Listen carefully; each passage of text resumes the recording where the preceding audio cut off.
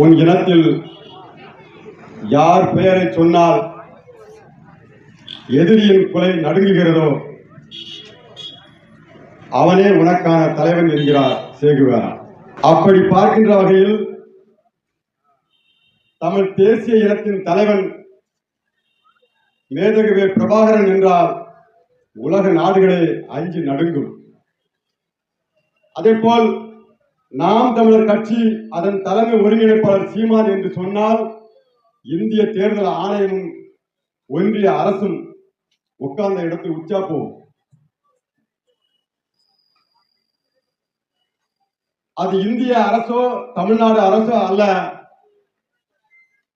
நான் வாழக்கூடிய இந்த ராயகிரி மண்ணில் கூட நாம் தமிழர் கட்சி என்று சொன்னால் அயோக்கியன் அத்தனை பேருக்குமே கொலையெல்லாம் நடுங்கும்.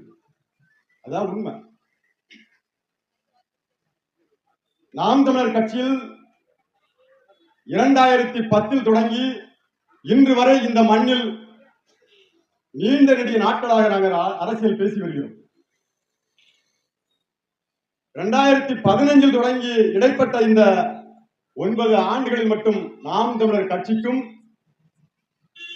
ராயகிரியில் இருக்கக்கூடிய ஒரு பெருத்த சமுதாயத்திற்கும் ஏதோ பெரிய நெருக்கடி இருப்பதை போல ஒரு சூழல் இங்கு நிலவுகிறது. அப்படி நிறுவப்பட்டுள்ளது. அதற்கு விளக்கம் கொடுக்க வேண்டிய கடமையும் பொறுப்பும் எனக்கு இருப்பதனால் இந்த இடத்தில் நான் அந்த கருத்துக்கு விளக்கம் சொல்ல கடமைப்பட்டுள்ளேன். என் முன்னே கூடியிருக்கக்கூடிய அறிவார்ந்த என் தமிழ் சமூகம் அத்தனை பேரும் உற்று நோக்குங்கள். நான் சொல்லுகின்ற கருத்தில் ஏதாவது பிழை இருந்தால் நீங்கள் என்ன சொன்னாலும் நான் கேட்டுக்கொள்கிறேன். 2017ஆம் ஆண்டு 2015ஆம் ஆண்டு ராயகிரி பேரூராட்சியில் அன்றைய பேரூராட்சி தலைவராக இருந்தவர்கள், துணைத் தலைவராக இருந்தவர்கள், கவுன்சிலர்கள் சேர்ந்து கொண்டு குடிநீர் பிரச்சனையில் கட்டண கொள்ளை அடிக்கிறார்கள். கட்டண கொள்ளை என்பது அவர்கள் நிர்ணயித்த தொகையிலிருந்து 2 மடங்கு கூடுதலாக அலுவலகம் போட்டு கொள்ளையடிக்கிறார்கள். அதற்கு கால நிர்ணயம் எப்படி சொல்கிறார்கள் என்றால், இந்த மாத இறுதிக்குள் நீங்கள் உங்கள் வீட்டு குடிநீர் இணைப்பிற்கு பதிவு செய்யப்படவில்லை என்றால் இனி குடிநீர் இணைப்பு வீடுகளுக்கு வழங்கப்படாது என்று சொல்கிறாங்க. சொன்ன உடனே ராயில் இருக்கக்கூடிய அத்தனை உறவுகளும் ஓடி ஓடி போய் அவர்கள் அலுவலகம் போட்ட இடத்தில் கொண்டு தன்னுடைய பெயர்களை பதிவு செய்கிறார்கள். நிர்ணயிக்கப்பட்ட தொகையோ வெறும் 9,000 தான். ஒட்டுமொத்த செலவு டெபாசிட் தொகை உட்பட வெறும் 9,000 தான். ஆனா அவர்கள் பிரித்த தொகை என்பது 23,000 வரை பிரிக்கிறார்கள். இது தவறு என்று என் ஆண்டோர் பெருமக்கள், இது தவறா சரியா? இதை தவறு என்று சொல்வதற்கு இந்த மண்ணில் எவரும் தயாராக இல்லை. ஆனால் நாம் தமிழர் கட்சி பிள்ளைகள் நாங்கள் தான் இது தவறு என்று சுட்டிக்காட்டினோம் என்று. அதற்கு அவர்கள் என்ன செய்திருக்கணும்? சரி என்றால் நீ பேசியது தவறுப்பா அப்படின்னு வாதம் பண்ணிருக்கணும். இல்லைன்னா ஒரு கூட்டம் போட்டு எங்களுக்கு விளக்கம் கொடுத்து பேசியிருக்கணும். இல்ல நாங்க பேசுறது தவறு என்றால் எங்க மீது வழக்கு கொடுத்துக்கலாம். அதை எதுவும் செய்யாது. அந்த நிகழ்ச்சி நடைபெற்றுக் கொண்டிருக்க பொழுது உள்ள வந்து பூந்து கலவரம் பண்ணுவாங்க. தேவை என்ன வந்துச்சு? நீ நல்ல யோக்கியன் என்றால் நீ என் மேல நீ வழக்கத்துல தொடுத்திருக்கணும். என்னை பத்தி தவறாக பேசிவிட்டான் சீனிவாசன் என்று நீ வழக்கத்துல தொடுத்திருக்கணும். வழக்கு தொடுக்கல, மாறாக உள்ள வந்து வம்புழுக்கான். காரணம் என்ன? அதிகார திமிரு.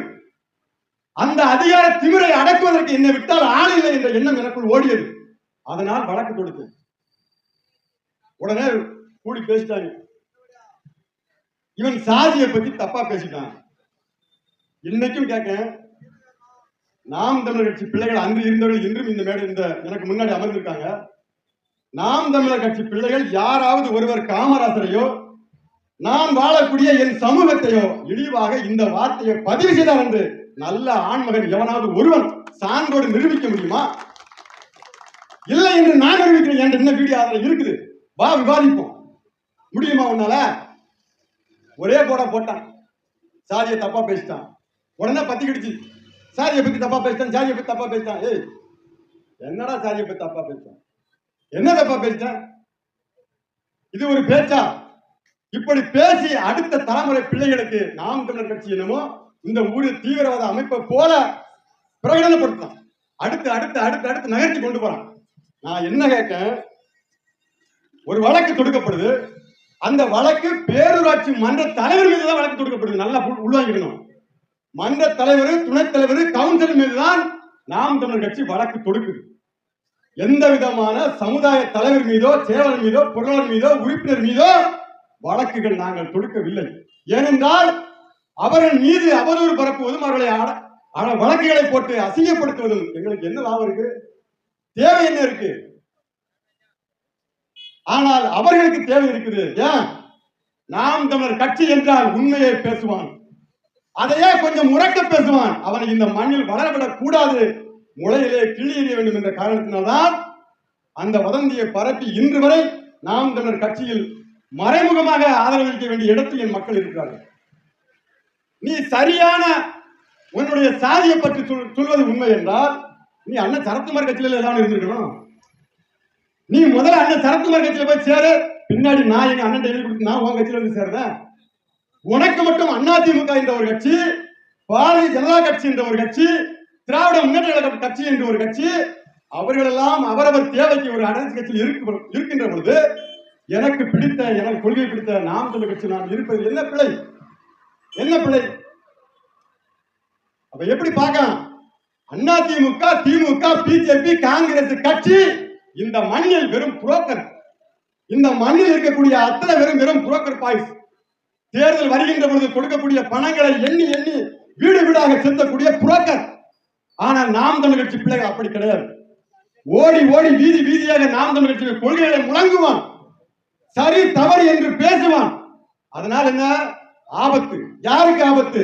சமுதாயத்திற்கா? அதெல்லாம் கிடையாது. ஆபத்து தான், உண்மையிலே ஆபத்து தான். சாதியின் பெயரை சொல்லி என் மக்களுக்கு விழிப்புணர்வு ஏற்படுத்த விடாது. வெறும் 50 பேர் கூடி உட்கார்ந்து அதிகாரத்தில் இருந்து கொண்டு சாதி எனும் போர்வையை போர்த்தி கொண்டு என் மக்களை திசை திருப்புகின்ற அந்த வேலையை செய்கின்றவர்களுக்கு ஆபத்தானவர்கள். ஆமா, என் மக்களுக்கு எப்படி ஆபத்தான இருப்போம்? என் மக்களுக்கு நாங்கள் ஆபத்தானவர்களாக இருப்பது உண்மை என்றால், நடந்து முடிந்த உள்ளாட்சி தேர்தல் என்று ஒன்று நடக்கிறது. அந்த தேர்தலில் எனக்கு முன்பு பேசிய தம்பி சிவகுமார் கூட தன்னுடைய ஆதங்கத்தை பதிவு செய்தார். நான் 5வது வார்டில் நாம் தமிழர் கட்சியின் சார்பாக களம் காண்கிறேன்.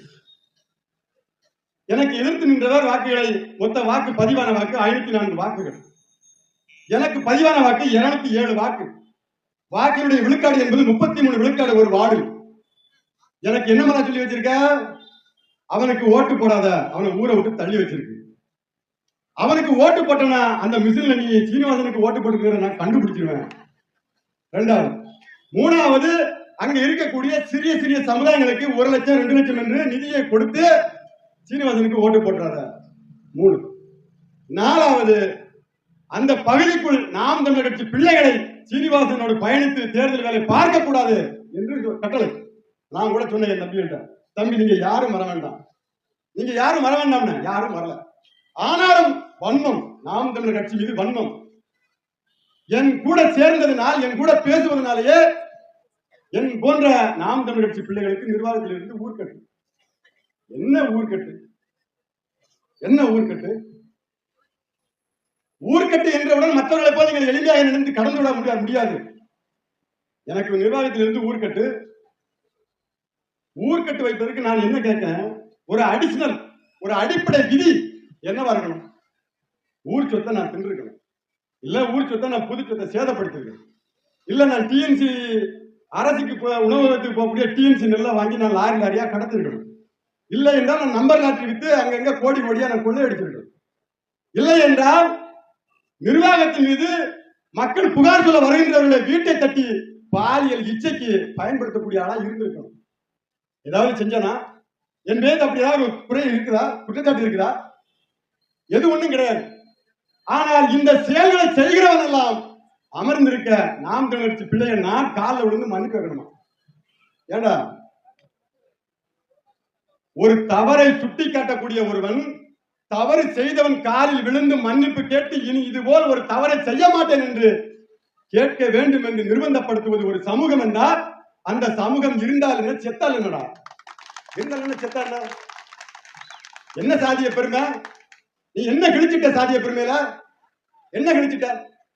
உண்மையிலே உனக்கு சாதியை பற்றி இருப்பது உண்மை என்றால் நீ ஏன் தலைவரையும் வாடையும் ஏன் ஏற விடுத? வெளிப்படையா பேசுவோம் வா. ஓ ஊர்ல ஓ சாதி மற்ற சாதியை விடு. 16 சமுதாயம் வாழுது இந்த ஊர்ல, மற்ற சமூகத்தை விடு. வா விவாதிப்போம். ஓ சமூகத்துக்கு நீ செஞ்ச நன்மை என்ன ஒண்ணு சொல்லி. கிட்டத்தட்ட நீ 1 கோடி ரூபாய் வசூல் பிடிச்சிருக்க. வெளிப்படையா எல்லா சமூக மக்களுக்கும் தெரியும் 1 கோடி ரூபாய் நீ வசூல் பிடிச்சிருக்க. உள்ளாட்சி தேர்தல் என்ன செஞ்ச? ஒரு நாள் புரட்டாசி திருவிழாவுக்கு ஒரு நாள் வரி இல்லாத நீ திருவிழா நடத்தினியா? இல்ல ஓராண்டுகள் உன் சமூக பிள்ளைகள் கல்வி பெறுவதற்கு கட்டணம் கிடையாது என்று அறிவிப்பு செய்தாயா? எதுவுமே கிடையாது. கட்டடத்தை கட்டுத யாருக்கு? கட்டடத்தை கட்டினா என்ன லாபம்? யாருக்கு லாபம்? கட்டடத்தை கட்டுவது என்பது அவன் பெயரை கல்வெட்டில் பதிப்பதற்காக அவன் கட்டடம் கட்டலாம். அதிகாரத்திற்கு வருவது என்பது பணக்காரன் மட்டுமே வர முடியும் என்றால் அடித்தட்டு மக்கள்கிட்ட நீ எதுக்கு வரிய வாங்குற? அந்த புடுங்கி நீயே 100 பேர் சேர்ந்து வரிய போட்டு நீ திருவிழா நடத்த வேண்டியதுனா? ஏன்னா என் மக்களுக்கு கேள்வி எழுப்புவதற்கே பயம், அச்சம். அந்த சூழலை உருவாக்குவது, அப்படி ஒரு நெருக்கடியை உருவாக்கி கொடுப்பது. நல்ல ஒரு சமுதாய பற்றுள்ளவன் என்ன செஞ்சிருக்கணும்? என் வார்டு 6 வார்டு என் சமுதாயத்திற்கு, என் சமுதாயத்தில் இருக்கக்கூடிய இளம் விதவை பெண் 2 குழந்தைகள் 3 குழந்தைகளை வைத்து கஷ்டப்படுகிறார். அவர்களுக்கு 5 ஆண்டுகள் அதன் மூலியமாக இருக்கக்கூடிய ஏதோ ஒரு தொகை வந்து சேரட்டும். அவர்களுக்கு ஒரு அந்த ஒரு வார்டை நான் ஒதுக்கி கொடுத்திருக்கேன் சொல்லு. இல்ல ஒரு சமூக சேவகர், அவர் இந்த ஊரில் இருந்து ரத்தம் கொடுத்து அதிகப்படியான உயிர்களை காப்பாற்றி இருக்கிறார், தன்னுடைய குருதியை கொடையாக கொடுத்து சேவை செய்திருக்கிறார், அவர்களுக்கு நான் சீட்டு கொடுத்தேன் என்று நீ ஒதுக்கி கொடு.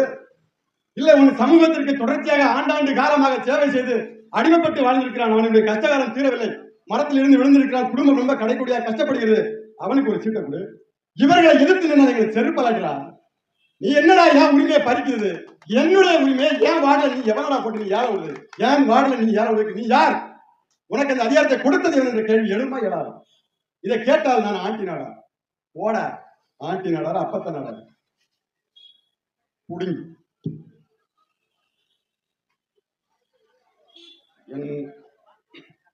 என் ஊரில் இருக்கக்கூடிய அனைத்து உறவுகளுக்கும் நான் சொல்வது ஒன்றே ஒன்றுதான்.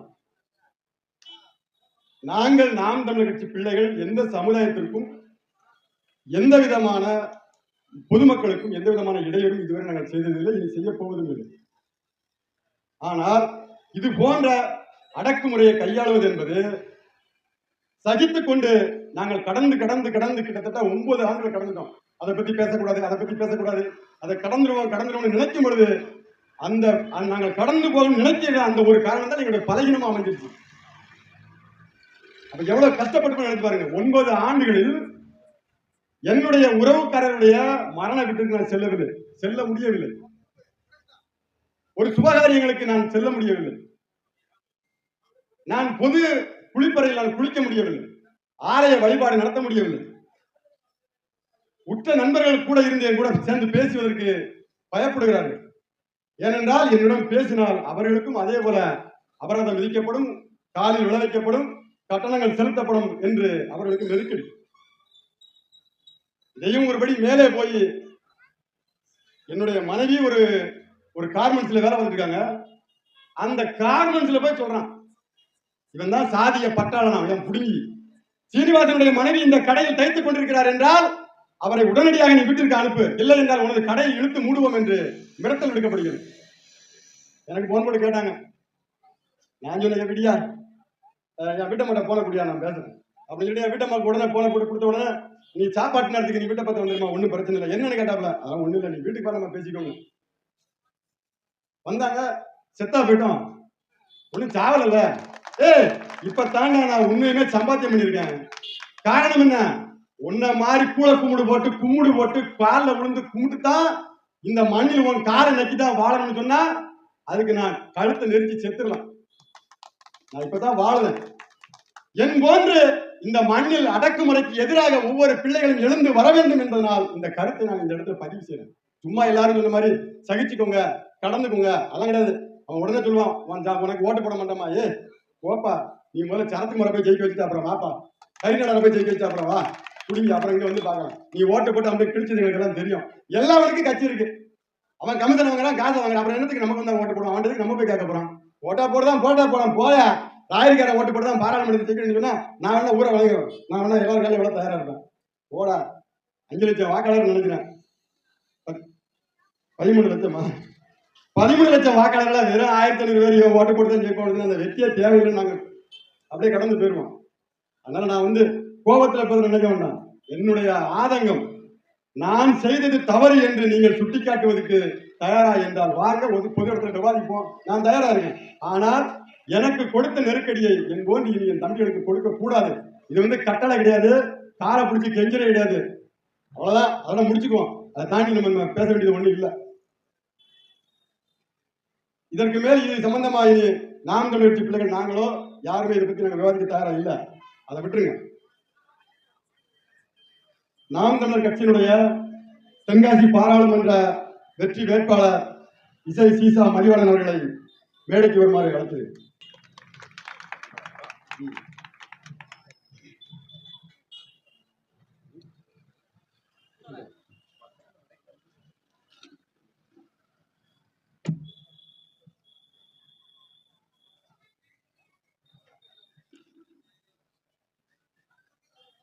இந்த பாராளுமன்றத்தில் வரக்கூடிய 2024 பாராளுமன்ற தேர்தலில் நாம் தமிழர் கட்சியின் சார்பில் ஏற்கனவே களம் கண்ட அன்பு தம்பி இசை சீசா மதிவாணன் அவர்கள் மீண்டும் ஒரு முறை பாராளுமன்ற வேட்பாளராக நாம் தமிழர் கட்சியின் சார்பில் இந்த இடத்தில் களம் காண்கிறார். அவரின் களப்பணி என்பது நாம் சொல்லித் தெரிய வேண்டியது ஒன்றுமில்லை. இந்த பாராளுமன்ற தேர்தல் என்பது யாருக்கான தேர்தல், அந்த தேர்தலுடைய வேட்பாளர் எதற்காக தேர்ந்தெடுக்கப்படுகிறார் என்ற சிறு செய்தியை நாம் தெரிந்து கொள்ள வேண்டும். ஏனென்றால் நமக்கு வேறுபாடு தெரியவில்லை. சட்டமன்றமா, பாராளுமன்றமா, உள்ளாட்சி தேர்தலா, அந்த வேறுபாடு நமக்கு தெரியவதில்லை. அது தெரிந்தால்தான் நமக்கு யாரை தேர்ந்தெடுக்க வேண்டும் என்ற அந்த முடிவுக்கு நம்ம வர முடியும். பாராளுமன்ற தேர்தலில் இருந்து ஏற்கனவே வெற்றி பெற்று சென்ற அண்ணன் தனிஷ்குமார் அவர்கள் திமுக சார்பில் இந்த மண்ணில் இருக்கிறார். அவரை இந்த ராயகிரி பேரூராட்சி என்பது கிட்டத்தட்ட 12,000 வாக்காளர்களை கொண்ட ஒரு மண்ணு. இந்த ஊர்ல ஏதாவது ஒரு இடத்துல தனிஷ்குமார் எம்பியை யாராவது பார்த்ததா நீங்க சொன்னீங்கன்னா உங்களுக்கு இந்த இடத்துல நாங்க 1 லட்சம் ரூபாய் பரிசு அளிக்க தயாரா இருக்கும். யாருக்காச்சும் பார்த்துட்டீங்களா? புகைப்படத்துல கூட தெரியாது, பேர் கூட தெரியாது. அப்ப அத மாதிரிதான் இந்த அரசியல் நிலவரங்கள் இருக்குது. ஆனால் அவர்தான் நம்மளுடைய மாநில உரிமை சார்ந்து பாராளுமன்றத்தில் குரல் எழுப்பக்கூடிய பாராளுமன்ற உறுப்பினர். ஐயா நரேந்திர மோடியை பார்த்து எங்களுடைய செண்பகவல்லி அணை பிரச்சனை என்ன ஆயிற்று என்று கேள்வி எழுப்ப வேண்டிய பிரதிநிதி. ஆனால் அவர் என்ன செய்து கொண்டிருக்கிறார் யாருக்குமே தெரியல. அப்ப அப்பேற்பட்ட ஒரு வேட்பாளரை நாம் எப்படி தேர்ந்தெடுத்தோம் என்றால், நான் ஏற்கனவே சொன்னதை போல திமுக சார்பில் இருக்கக்கூடிய வார்டு, அந்த ஒரு வார்டுக்கும் ஒரு புரோக்கர் பாய்ஸ் இருப்பாங்க. அந்த புரோக்கர் பாய்ஸ் வீடு வீடா வந்து நாங்க போய் கொள்கையை பேசுவோம். நாம் தமிழர் கட்சி வந்தால் இந்த இடத்துல செண்பகவல்லி அணையை நாங்கள் தீர்ப்போம், ராயகிரியில் இருக்கக்கூடிய மருத்துவமனையை தரம் உயர்த்தி ஆவடையாபுரம் என்ற ஊரில் 25 பெற்றோட சேர்த்து பெரிய மருத்துவமனை அமைப்பதற்கு நாங்கள் குரல் எழுப்புவோம். மேலும் இந்த பகுதி சார்ந்த தமிழ்நாட்டினுடைய உரிமைகளுக்கு எப்பமெல்லாம் மத்திய அரசு குந்தகம் விளைவிக்கிறதோ அப்போதெல்லாம் அதற்கு எதிராக நாங்கள் பாராளுமன்றத்தில் குரல் எழுப்புவோம் என்று நாங்கள் பேசி வருவோம். திமுக பாய்ச்சி பின்னாடியே வருவாங்க. என்ன பாத்திர மணலாச்சு, எத்தனை ஓட்டு வச்சிருக்கியா, உடனே அவசியம் உங்களுக்கு தெரியுங்களா, உங்களுக்கு தெரியாதா? ஆமா, இப்ப நீங்க 2 பேரும் இருக்கியா? அப்படி சொல்லாதீங்க. எங்க அப்பாவும் எங்க அம்மாவும் நம்மோட இருக்காங்க. ஏன்னா ரூபா குறைஞ்சிருமா, 4 பேரை தருவாங்க. அது வரைக்கும் அப்பாவையும் பார்த்துருக்க மாட்டான், அம்மாவையும் பார்த்துருக்க மாட்டான், கஞ்சி தண்ணி கொடுத்துருக்க மாட்டான். காவாடிப்ப உடனே சொல்லுவான், நாங்க 4 பேர் இருக்கோம், நான் இருக்கோம், என் மனைவி, என் தந்தையார், என்னுடைய அம்மா, 4 பேர் இருக்கும்ல அப்படின்னு சொல்லி அந்த 4 பேருக்கும் டோக்கனை வாங்குவான். டோக்கனை வாங்கிட்டு ரொம்ப நேர்மையா சொல்லுவான். நம்ம மறுநாள் இன்னைக்கு நம்ம கோயிலுக்கு போன மாட்டோம் சொல்ல மாட்டான். மறுநாளைக்கு நம்ம உடம்பு சொல்லுவான், தம்பி என்ன தம்பி ஓட்டு கட்ட வந்தீங்களோ? ஆமாண்ணே, கொஞ்சம் பார்த்து செய்யுங்கண்ணே, நாம நோக்கி இந்த இடம் ஒரு ஓட்ட போடுங்கண்ணே. அது எல்லாம் சரிதான் தம்பி, எல்லாரும் சொல்லுவாங்க, அதெல்லாம் சக்கரை பானைக்குள்ள கையை விட்டுவேன், தொடச்சிட்டா போவான், விரல சூப்பிட்டு தானே போவான் அப்படின்னு சொல்லுவாங்க. ஆமா, அது முந்தைய சொல்லிட்டு தான் இருக்காங்க. அது சூப்பு நோட்டு தான் கேட்கணும். எங்க கிட்ட கேட்ட நாங்க இல்லையா செய்வோம், அது சூப்பு நோட்டு தான் கேட்கணும். எப்படி சொல்லுங்க? ஆனா அவன் சொல்லுவான், அவன் எதுக்கு அப்படி சொல்ல வரானா, எல்லா கட்சியை போலதானே நீங்களும் வருவீங்க, அப்ப நீங்களும் ஊழல்வாதியா தான் இருப்பீங்க அப்படின்னு ஒரு காரணத்தை சொல்லுவான். எதுக்கு? அவன் ஏற்கனவே ஊழல்வாதியா மாறிட்டான். ஊழல் செய்பவனுக்கு துணை போடுவதற்கு 500 ரூபாய் காசை வாங்கிட்டான் ஒரு ஓட்டுக்கு. அப்ப என்ன செய்யறான், வாரவனை வந்து இவனை அயோக்கியனை காட்டினாதான் நம்மகிட்ட சட்டம் பேச மாட்டான் அப்படின்ட்டு அவங்க இப்படி பேசுறது. சக்கரை பண்ணல கையை விட்டு தொடச்சிட்டு போக மாட்டான், இப்படி பேசுறது. அப்ப இப்படிப்பட்ட இந்த பேச்சு எங்க இருந்து வருகிறது என்றால், இந்த நம்ம புரோக்கர் பாய்ச்சி வீடு விட அலைவங்கள கவர்ல அடைச்சு கொடுப்பான். நமக்கு ஓட்டு போட்டணும், நமக்கு ஓட்டு போட்டணும், ஓட்டு அவன் கொடுத்துருப்பான். ஒரு ஓட்டுக்கு 500 ரூபாய் கொடுத்துருப்பான். இவன் அதுல 100 ரூபாய் எடுத்துருவான். எடுத்து பயணிச்சு சிரிச்சுட்டு சொல்லுவான், அவன் 300 ரூபாய் தான் கொடுக்க சொன்னாங்க, நம்ம தெரிஞ்சாலா போயிட்டீங்க, உங்களுக்கு கூட 100 ரூபாய் இந்தாங்க, 400 ரூபாய் வச்சுக்கணும், ஓட்டு போட்டுங்கன்னா ஒண்ணு இவங்களுக்கு உள்ள குளிந்துடும். அவன் நல்ல பையன்பா, நேற்ற வரைக்கும் எங்கிட்ட சொல்லியிருப்பான். அவன் பாருங்க தம்பி விருத திட்டுப்பலா இருக்கான், போன தேர்தல் எப்படிதான் 500 ரூபாய் கொடுத்த இடத்துல 100 ரூபாய் அடிச்சு கொடுத்தான் அப்படின்னு சொன்னவன் இந்த இடம் அதுல 100 ரூபாய் எடுத்துட்டு 300 ரூபாய் கொடுத்துருப்பான். தம்பி ரொம்ப நல்லவன். இப்படி பேசுது நம்ம மக்கள். என்ன செய்ய, ஏன்னா ஒரு கையேற நிலையில நம்ம மக்களும் இருக்கிறோம். அதனால அவன் அந்த வாய்ப்பை பயன்படுத்துறான். ஆனா நாம் தமிழர் கட்சி நாங்க வந்து என்ன செய்யறோம்னா, உங்களுக்கு அரசியல் விழிப்புணர்வை ஏற்படுத்த நாங்க முயற்சி பண்றோம். அதனுடைய ஒரு பயிற்சியாத்தான் இந்த பாராளுமன்ற தேர்தல் நாங்க பார்க்கோம். அப்ப அந்த பயிற்சிக்கு என்ன செய்யறோம், ஏற்கனவே பயிற்சி எடுத்துட்டோம் பல முறை. இந்த முறை அந்த பயிற்சியை நான் விட்டுட்டு மேடையில நின்றுட்டு நம்மளும் போயிடுவோம். நம்மளும் மேடை, ஏன்னா நாங்க வந்து என்ன செஞ்சோம்னா போன தேர்தலுக்கு பாத்தீங்கன்னா வேட்பாளர் கூட்டிட்டு வீடு வீடா வேர்க்க விருதுக்க மங்கு நடந்து போவோம். சட்டை எல்லாம் வேர்த்து ஊத்து. வேட்பாளர் யாரு போனோன்னு கேட்பான், இதுல வேட்பாளர் யாருன்னு. ஏன்னா எல்லாருமே கரைச்சிட்டு போய் கன்றாவே இந்த தாரக்குள்ள விழுந்தவங்க மாதிரி வேர்த்து பூத்து நிற்போமா, அவனுக்கு வேட்பாளர் யாருன்னு தெரியாது. வேட்பாளர் யாரு, தம்பிதாங்க வேட்பாளர், படிக்க பட்டதாரிக்கு ஒரு வாய்ப்பு கொடுங்க, சரி சரி போங்க போங்க அப்படின்னு துண்டறிக்கை வாங்கிட்டு உள்ள போயிடுவா. அதை படிக்கூட பார்க்க முடியாது, போற வழியில வீட்டுல போட்டு அடிக்கிறா. ஆனா இந்த 500 ரூபாய் கொடுக்குற புரோக்கர் பாய்ச்சி வந்து சொல்லிட்டு போயிருப்பான் இல்லையா, அவன் காலையில ஆட்டோல அலௌன்ஸ் பண்ணுவான், இன்று மாலை நமது கட்சியினுடைய பாராளுமன்ற வேட்பாளர் வாக்குகளை கேட்டு சேகரிக்க வந்து கொண்டு இருக்கிறாரு தம்பட்டம் போடுவான். உடனே நம்மளால பொம்பளைலாம் கூடி பேசி, இன்னைக்கு இந்த திமுக காரர் வர்றோம்ல, அண்ணா திமுக காரர் வர்றோம்ல அப்படின்னு நாங்க வீடு தேடி போகும்போது எங்களை கண்டுக்கிறது கிடையாது. அவன் தெருவில் அந்த இப்பதான் என்ன சோப் ஐட்டம் அந்த மாதிரி இப்படியே கை காமிக்கிட்டே போவான், யாருன்னே தெரியாது. உடனே தாமரத்தை எடுத்துக்கிட்டு இப்படியே ஆராய்ச்சி எடுக்குது.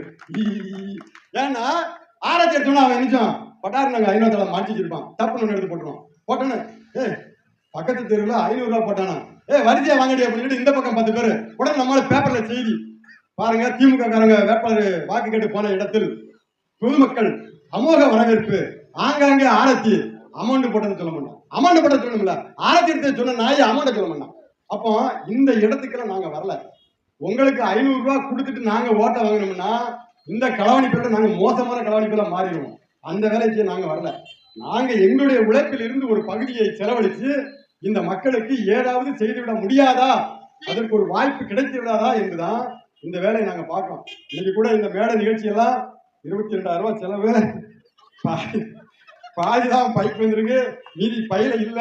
அதை எப்படி சமாளிக்கிறதுன்னா நாங்க முடிச்சுட்டு நிற்கும். மைக் செட்டுக்காரோட சொல்லாம கூட நாங்க இஞ்சி போயிட கூட செய்வோம். அப்படிதான் இருக்கு எங்க நிலைமை. ஆனாலும் தன்மானத்தை விட்டுவிடக் கூடாது. ஏனென்றால் தமிழ் இனம் தனித்த ஒரு அடையாளத்தை கொண்ட இனம், அது மீண்டும் மீண்டும் அவமானப்படக்கூடாது என்பதனால் உங்கள் பிள்ளைகள் நாங்கள் இந்த வேலை செய்யறோம். எல்லோரும் மறவாது நாம் தமிழர் கட்சியுடைய சின்னம் எதுவாக இருந்தாலும் நாம் தமிழர் கட்சியுடைய எண்ணம் சரியானது என்று தீர்மானித்து நாங்கள் இனிவரும் கூட்டத்தில் சொல்லக்கூடிய சின்னத்திற்கு வாக்குகளை செலுத்துங்கள் என்று கேட்டுக்கொண்டு விடைபெறுகிறேன். நன்றி வணக்கம். நன்றி வணக்கம். நாம் தமிழர்.